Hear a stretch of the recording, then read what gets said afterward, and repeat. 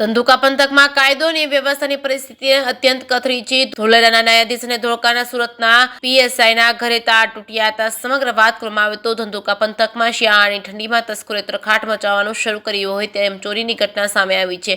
ધોલેરામાં ન્યાયાધીશ અને પોલીસ કર્મચારીના ઘરે ચોરીની ઘટના બની છે. ધોળકા અને ધંધુકામાં તસ્કરોએ ઘરફોડ ચોરી કરી છે. ધંધુકામાં રહેતા અને ધોલેરાના પ્રિન્સિપાલ સિવિલ જજના બંગલામાં ચોરી થઈ છે. બીજી તરફ ધોળકામાં રહેતા સુરતના પીએસઆઈના ઘરે પણ ચોરી થઈ છે. બંને મકાનમાંથી તસ્કરો 9 તોલાના સોના ચાંદીના ઘરેણા સહિતનો મુદ્દામાલ ચોરી ગયા હોવાની વિગતો સામે આવી છે. ધોળકામાં રહેતા સુરતના પીએસઆઈના ઘરે પણ ચોરી થઈ હોવાની વિગતો સામે આવી છે. પીએસઆઈ પ્રભુ કોટવાળના ઘરે તસ્કરો ત્રાટક્યા હતા. તેમના બંધ મકાનને તસ્કરોએ નિશાન બનાવ્યું છે. તેમાંથી સોના ચાંદીના ઘરેણા સહિતની ચોરી કરી હતી.